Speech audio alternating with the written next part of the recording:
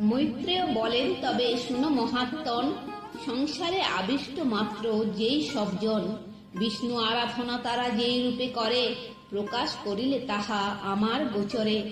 এখন জিজ্ঞাসী প্রভু তোমার সদন, যে সকল নর করে বিষ্ণুর পূজন, কোন রূপ ফল তারা লোভিবারে পারে, শুনিতে বাসনা বড় হতেছে অন্তরে।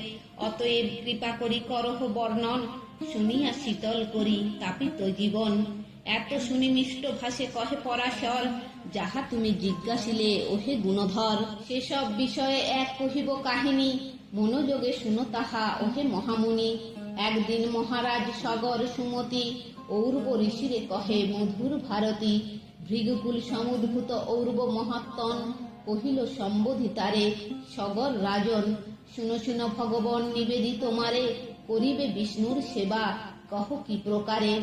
তাঁরে